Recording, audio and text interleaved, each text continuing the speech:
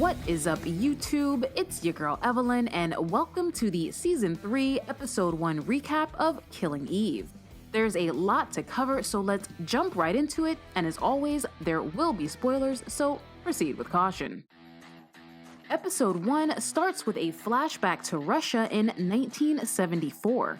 We watch as a young woman named Dasha is training on the parallel bars under the watchful eyes of both her coach and a handsome young gymnast. The young man's presence distracts Dasha, and she makes a mistake. After being yelled at by her coach, she retreats to the locker room where the sweet young gymnast brings her flowers, and Dasha beats him to death. We are then transported to a present-day wedding reception where the gorgeous bride, an Italian woman named Maria, is giving a toast to her new spouse, Villanelle. Villanelle gives her own toast, an ode to all the superficial reasons she's marrying Maria, and even manages to throw in a jab about Eve, saying, "When I think about my ex today, I realize I'm so much happier now she's dead." A bit later, Villanelle spies a mysterious older woman lurking in a doorway, and, in true Villanelle style, she takes a running leap at the woman and tries to choke the life out of her.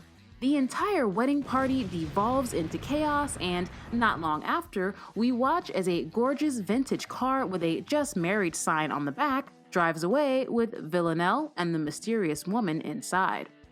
Meanwhile, a check-in at MI6 shows former top dog Carolyn taking her lumps like a good girl.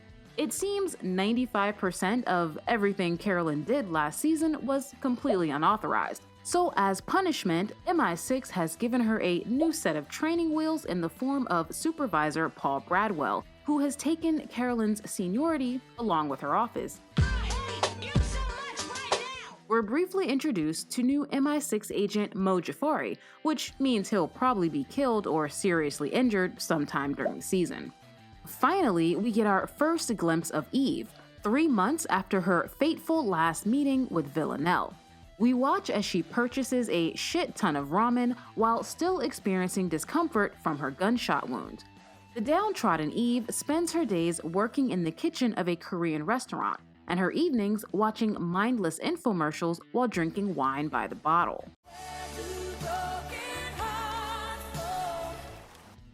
The mystery wedding crasher brings Villanelle back to her flat, where we find out she's none other than ex-gymnast Dasha, Villanelle's former trainer with the 12. The 12 want Villanelle back, and Dasha tries to entice her with money, but Villanelle wants something else: to become a keeper. Which, if you'll recall, we have no idea what a keeper actually is or does. It's clear Dasha thinks the idea is ridiculous, but agrees to pass on the message.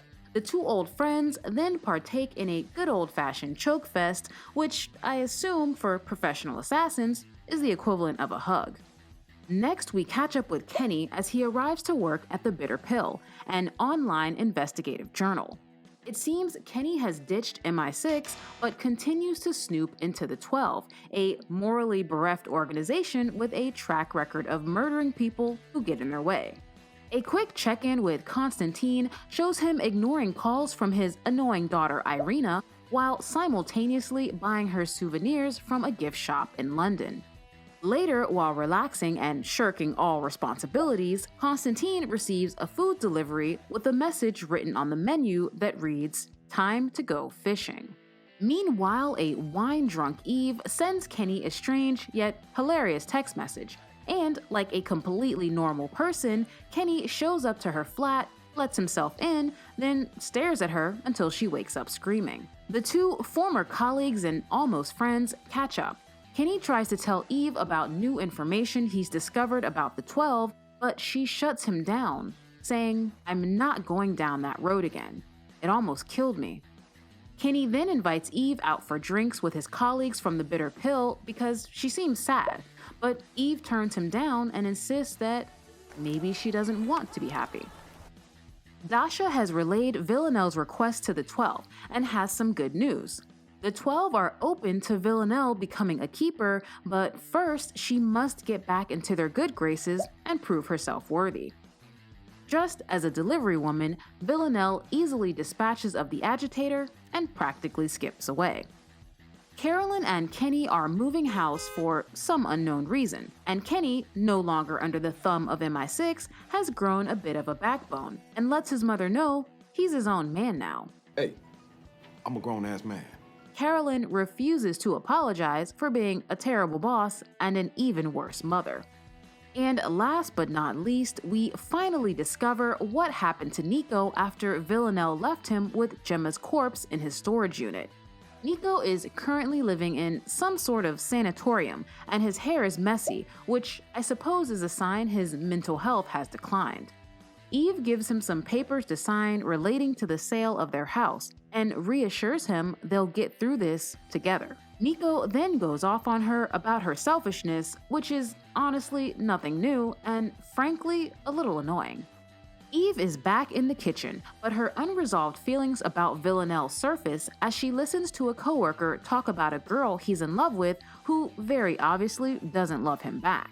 Eve realizes she does need someone to talk to and calls Kenny to take him up on that drink offer. Kenny is putting in a little overtime at the Bitter Pill and digging even deeper into the 12 when he hears a noise. Eve arrives at the Bitter Pill, but there's no sign of Kenny. Out the corner of her eye, she sees something fall off the roof. She rushes outside to find poor Kenny dead on the pavement. And that is it for the recap. Tell me, what did you guys think of the first episode? Were you shocked by Kenny's death, or did you expect something crazy to start the season off with a bang? Thank you so much for watching, and I'll see you next week.